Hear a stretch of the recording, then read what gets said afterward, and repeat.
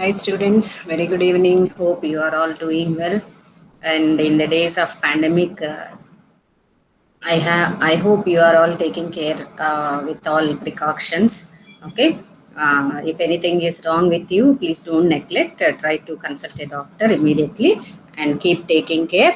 And please keep informing us also about your health. And if any problems, you can very well interact with the teachers in the department, especially myself and Sachina Raj. Okay. Yesterday we have discussed. Roman Jakobson's essay, first two or three paragraphs that we have already discussed, and where we have seen how Jakobson, being a linguist, is trying to project that poetics can very well be considered as a part and parcel of linguistics. That is the argument of Jakobson that we have seen. And of course, we have covered a brief introduction to Jakobson, his works and what he was and how he was crucial in establishing the different linguistic schools in Prague, okay, and other in America, etc. And also, we have seen how he contributed very much to the field of literary criticism or literary theory based on the Saussure's, ideas of structuralism, etc. So, with this, we have stopped in. I think let me share the screen where you can, of course, keep going through the essay that let me share my screen, okay?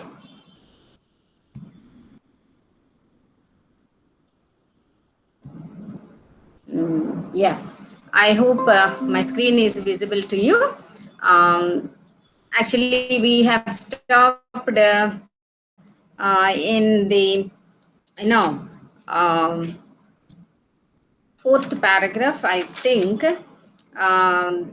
Fourth paragraph where Jakobson is making an argument to state that verbal art is not the only area that is the concern of the poetics. In other words, he says that poetics is not confined to verbal art alone. So that is what he says. And of course, we all know that verbal art can be transformed into many other types of arts like film, paintings, baroque, and other art forms also. So he says that even though we say that poetics, of course, is dealing with verbal message and all, he tries to focus the impossibility of limiting the verbal art or poetics to a single science of language, but rather he says that it is, it involves the whole theory of signs, signs. This is what is a sign. A sign is equal to signifier oblique signified. That is what we have seen in Saussure's essay, the object of study. Okay, so in a similar manner, Jakobson also is trying to present that poetics is not the science of language, but it is a theory of signs. Okay, the signs. Okay, and I told you that sign is not simply what you call as linguistic sign only. Say, for example, when you come to linguistic area or language, actually all our alphabet we take as signs. So here Jakobson says that poetics, of course, what do you say, transcends this border of language. And of course, he says that it will have all the pan-semiotic features. So poetics cannot be limited to the verbal message or verbal structure. That is what is the point of view that Jakobson is trying to present. Okay. Now he rules out the objection to in the fourth paragraph that we cannot say that poetics is alone dealing with verbal messages, with similar examples, many examples that you can read in the essay also.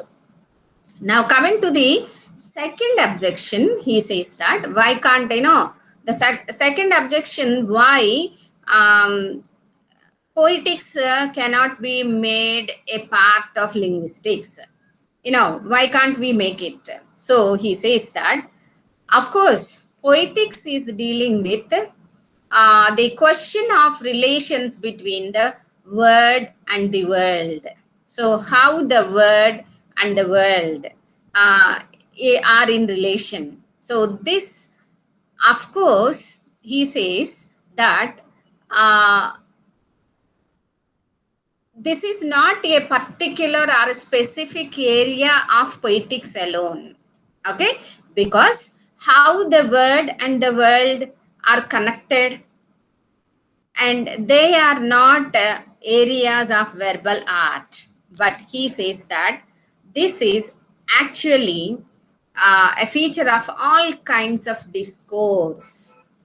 Discourse, of course, is a very highly philosophical word and theoretical word, which in due course of time of its usage, of course, is very much generalized also. Yet, it will not lose its flavor of philosophy and other areas of knowledge. So, he is saying that studying the relation of word and the world is not only the concern of poetics or the verbal art, but it is dealing with the whole discourse.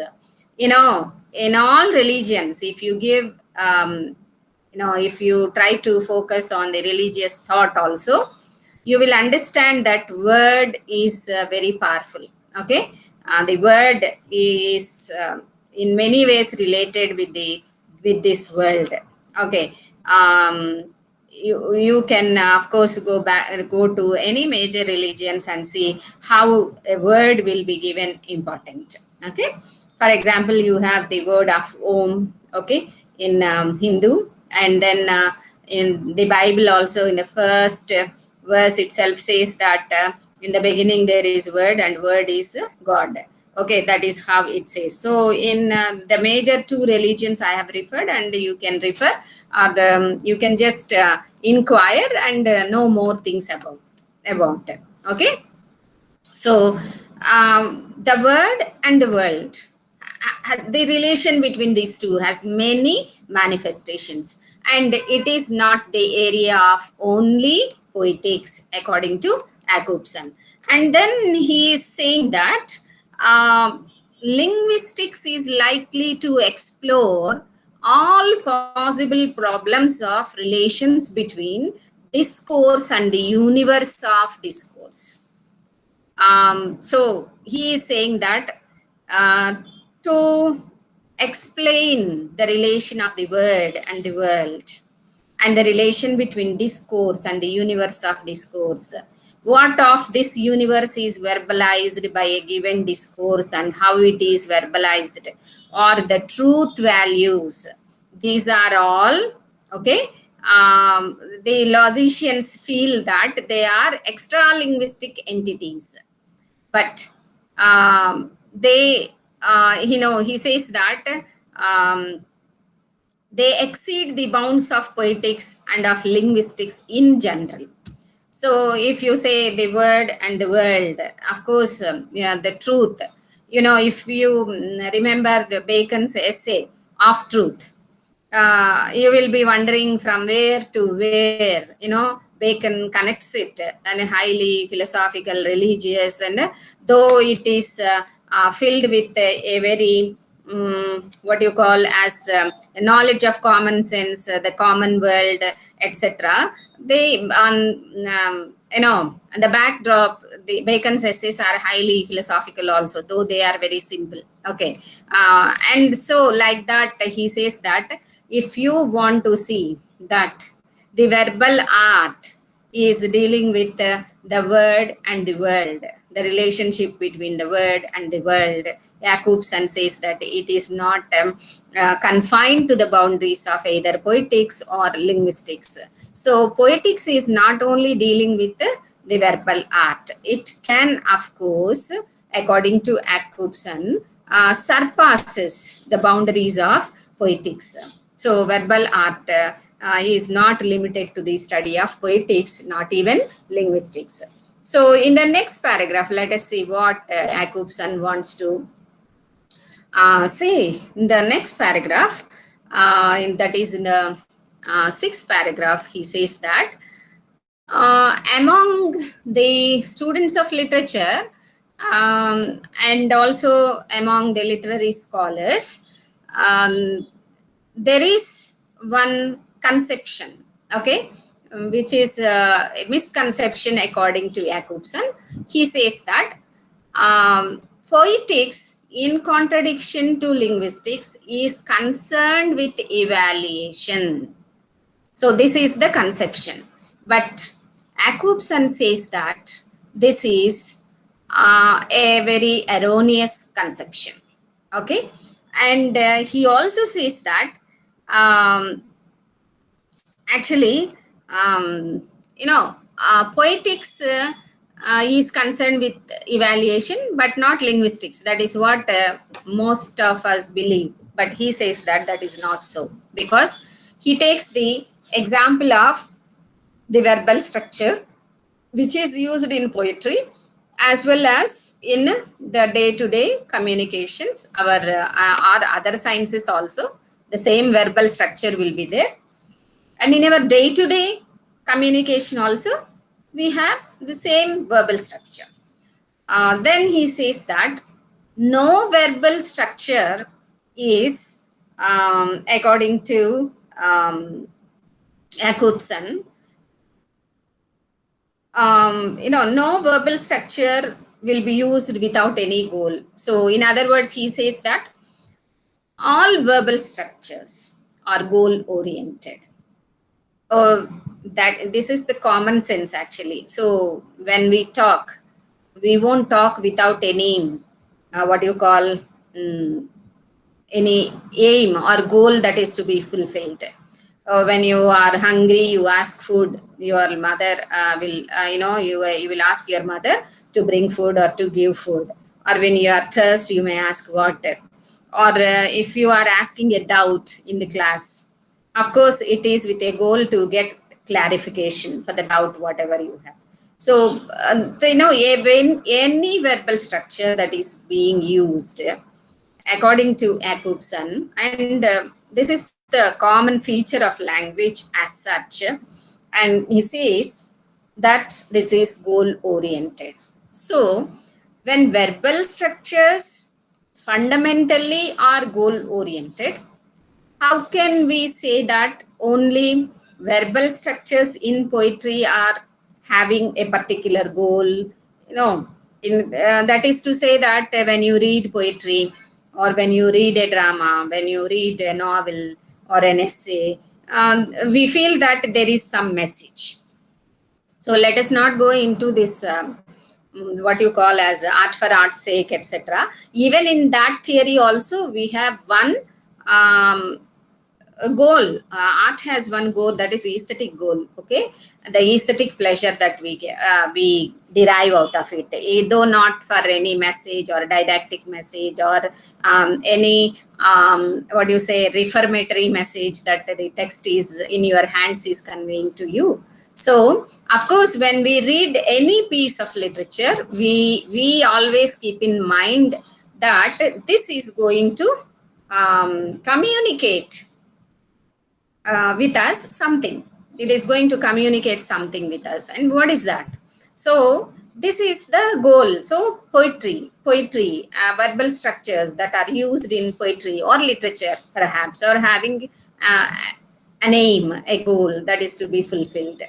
And so we think that communication or language or verbal structures being used out of literature, usually we presume or we conceive that they don't have any goal. So this attitude is being discouraged by Jacobson. He says that this is a very erroneous interpretation. And for him, he says that, let me read out from the essay.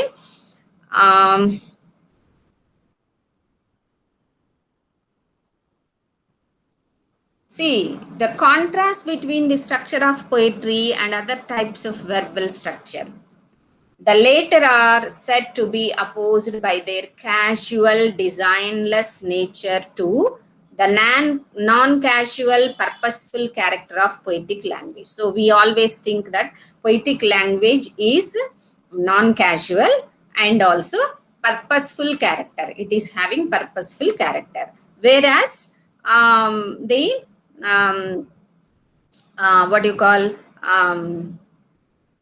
interpretation of other fields, in other fields, other fields means even in linguistics or other fields, we think that the verbal structure is casual and designless. So that is why here he is saying that any verbal behavior is goal directed. But one thing is here, Jacobson tries to point out that, of course, a goal is common to all, but the aims are different, and the conformity of the means used to the effect aimed yet is a problem that ever more preoccupies inquirers into the diverse kinds of verbal communications. So that means he wants to say that the goal will be set for any kind of verbal structure, but there will be different aims which will be achieved through different means. So literature is one means to achieve the goal. So other areas of knowledge where verbal structures are only used may have different aims and different means to communicate. So this is what in the this paragraph Jacobson tries to convey to us that verbal structures, okay, there is using this, he says that if we can try to verify the verbal structures that are being used in a particular literature that is produced in a particular period, and whether they are being used or not in the contemporary period or etc. He says that we can of course make a good research of verbal structures changing with the space and time. Okay, and he gives the example of see Emily Dickinson, Gerard Manley, Hopkins, and other surrealist poets, and the salient influence of the hitherto ignored Cyprian Norwid on Polish modern poetry. And he finds a parallel in the history of standard languages that tend to revive outdated models. So outdated models. So sometimes some models, okay, you know, like if you go to the history of English literature also, you can very well understand that during the Elizabethan time, sonnet, or Renaissance time, Elizabethan time, the sonnet was very popular. And after that we have metaphysical poetry, where we have odes, okay, and also when we come to romantics, we have ode, okay, lyric, and free verse, okay, like that, and neoclassicism also, heroic couplet, etc. And then after years, there is every chance that if you examine a particular verbal structure in a given period, that will be forgotten, say for the coming 100 or 200 years, and again it will be taken up by the followers of the past. So he says that a historical evolution of verbal structure, okay, of course, leads to some kind of, what you call, some kind of research in literature also, in literature and in through different ages, etc. So he gives some examples in the essay you can refer to. So coming to the next paragraph, what Jakobson is stating, let us see. In this paragraph, he points out that among the students of literature as well as among the teachers perhaps also, there is a confusion between what literary studies is and what literary criticism is. And Jakobson argues here that it should be removed. And he feels that the label of literary critic applied to an investigator of literature is as erroneous as grammatical or lexical critic, which would be applied to a linguist. So he says that, all the people who are using linguistics cannot be, literary critic. All the scholars or researchers cannot be called as literary critics. And he says that criticism is something which is very objective, not subjective. So he, in this paragraph, says that we have to maintain, okay, a clear-cut definition of what is literary studies and what is criticism or a critic is. Okay. So here he says in this paragraph, criticism should be an objective scholarly analysis of verbal art. It should not be, according to Jakobson, it should not be a very subjective, okay, censorious verdict. So a subjective censorious verdict of any literary work cannot be called as literary criticism. So literary studies is different and literary criticism is different. And there is a confusion among the students as well as the academia regarding these two words, and Jakobson's, tries to focus what actually is literary criticism. In his opinion, it is a very objective scholarly analysis of verbal art. Okay. So he says a distinction between the literary studies and criticism is very compulsory. So it's inevitable. We should know that. And in the next paragraph, he continues the same argument, and then he focuses on the synchronic linguistic studies. Okay. You know what is the diachronic and synchronic? This we have dealt in Sashur's essay, or in your previous language papers also you might have come across what this synchronic and diachronic. Diachronic study of language is the historical study or historical linguistics, okay? And then synchronic is at this moment, what and how the verbal structures are functioning, verbal art is functioning, how they are affecting, etc. So here in this paragraph, Jakobson tries to project that a synchronic study of literature is very important. And he says that if we proceed such a kind of approach to literary studies, asynchronic poetics, he says, asynchronic poetics, of course, will create, a repository of how verbal structures are being changed, or old ones are renewed, or new ones are being introduced here. And also he says that it may lead to the recognition of more innovative forms or creative forms, etc. So here he takes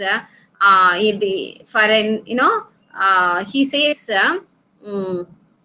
the synchronic description envisages, you know what is the meaning of envisages, gives example, not only the literary production of any given stage.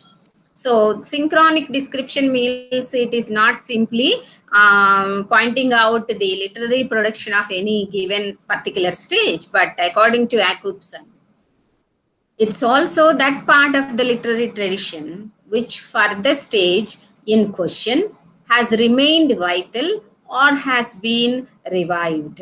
So, synchronic study is the description of poetics is studying what is the literary tradition of that age, which, of course, is very significant in that particular age, or was it been revived, etc. And he gives thus, for instance, Shakespeare on the one hand, and Donne, Marvell, Keats, and Emily Dickinson on the other, are experienced by the present English poetic world, whereas the works of James Thomson and Longfellow, for the time being, do not belong to viable artistic values. So we know we are not familiar with James Thomson, Longfellow, but we are very much familiar with Shakespeare, Andrew Marvell, Donne, Keats, Dickinson, etc. So he is saying that we can, of course, if we follow a synchronic description, we can bring out what remained vital in those periods. For that, then the selection of classics and their reinterpretation by a novel trend is a substantial problem of synchronic literary studies. So he says that if you select the classics based on the synchronic literary studies, he says, they provide us historical approach both in poetics and of course in linguistics also. Okay, so he says a thoroughly comprehensive historical poetics or history of language is a superstructure. So if you base your research on the synchronic studies, he says that we can create a language superstructure based on the synchronic poetics. A thoroughly comprehensive historical poetics or history of a language is superstructure to be built on a series of successive synchronic descriptions. So if you want to develop a language superstructure, historical poetics or a history of language superstructure, according to Jacobson, we have to base our research on a series of successive synchronic descriptions. And one more thing he refers to in this paragraph is synchronic means not static. Of course, we will be revisiting into each period. Okay. Then in the next paragraph, what Jacobson is going to say is this. Actually, he is referring to one thing. This is insistence on keeping poetics apart from linguistics is warranted only when the field of linguistics appears to be illicitly restricted. So he says that restricting poetics from, apart from linguistics is not correct. And it happens only when you are not able to understand the scope of linguistics, and then you are not able to,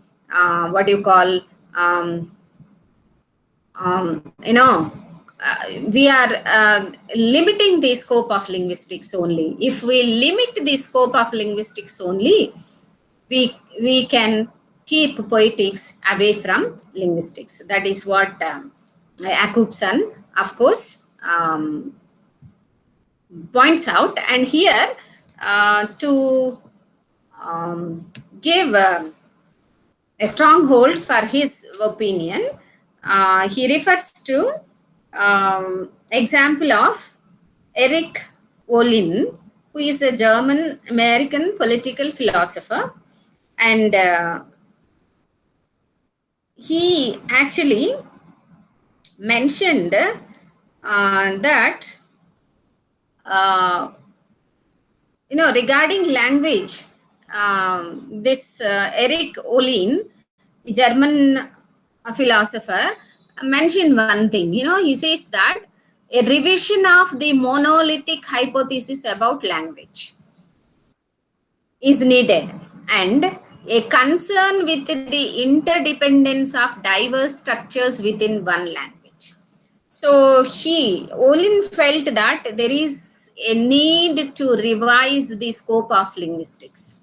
So the scope of linguistics cannot be confined to grammar alone or semantics alone. It is more than that. And it should be referred to the free variations that can occur in any language. So the monolithic means single. So our monolithic hypothesis about language should be rewritten according to this political philosopher, who worked more on the language and politics, the political reality, etc.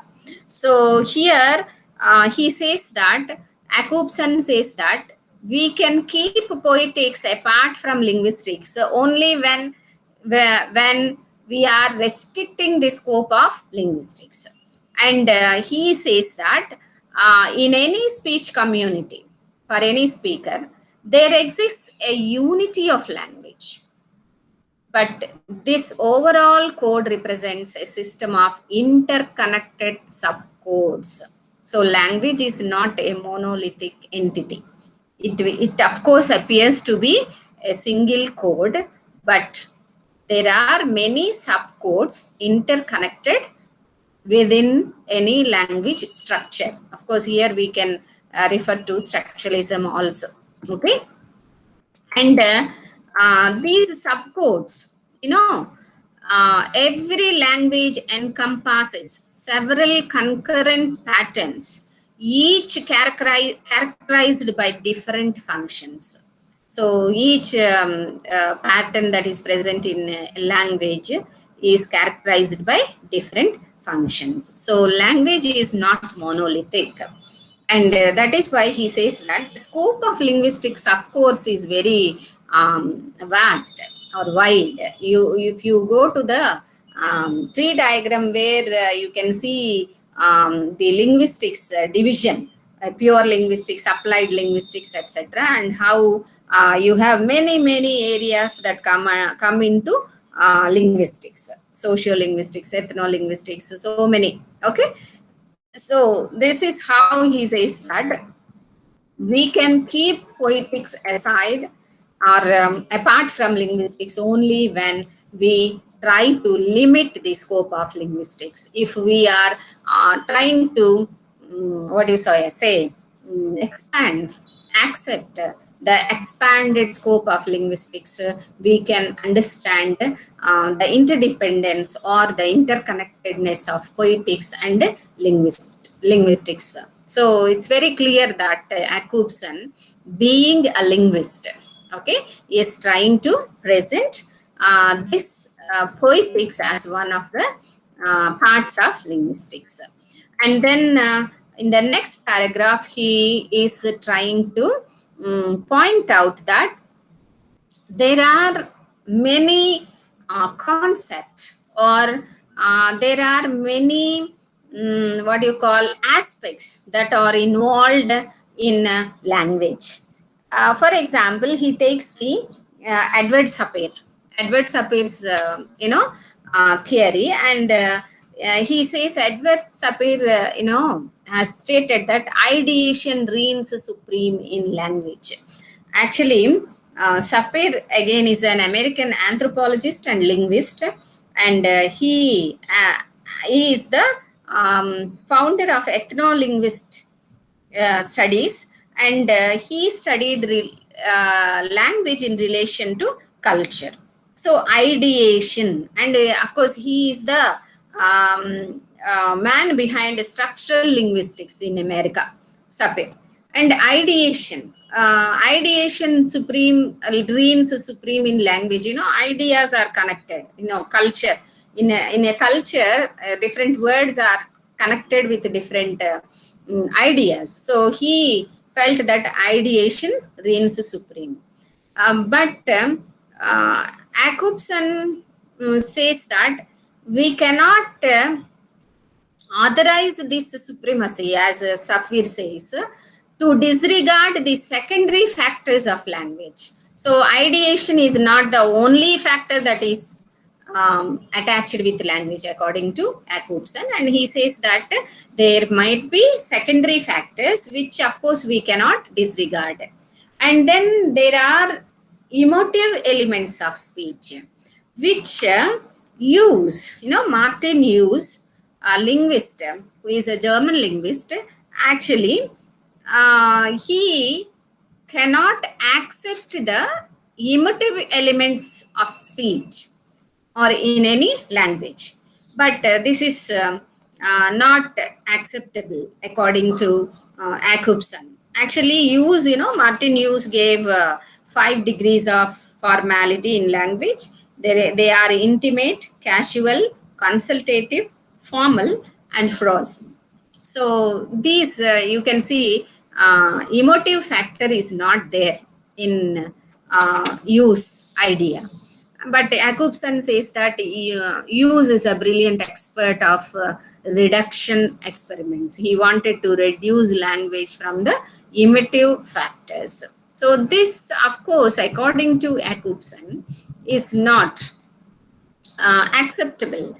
And that is why he says language must be investigated in all the variety of its functions. So language, from here onwards, we are entering into the prime aspect of this essay, where Jacobson is going to present different functions of language. Okay, different functions of language, and with 6 factors of a speech event.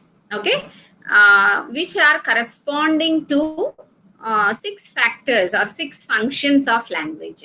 So before he goes to discuss the poetic function of the language, okay, he says that we should note, okay, what a speech event consists of. So I hope you are able to see the screen, and now you have this diagram, like a flow chart you have. So your addresser is the speaker, addressee is the listener, and the message is actually whatever we wanted to say. And the context means, without context we may not speak at all. There should be some context. And the contact is what you call as the physical contact. If you are addressing the addressee directly or over phone, or now we are not in the physical classroom, but we are on the online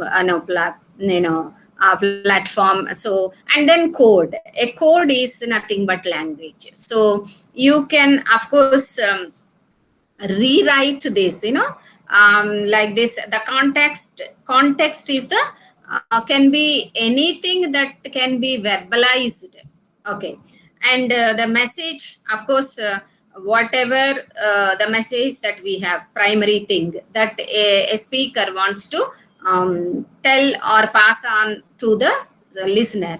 And then the contact can be physical channel or any other channel, and code is the language, which should be a common language between the addresser and the addressee. If not, of course, the communication will not be effective. Okay, so these are the 6 factors that are involved in a speech event, according to Jacobson.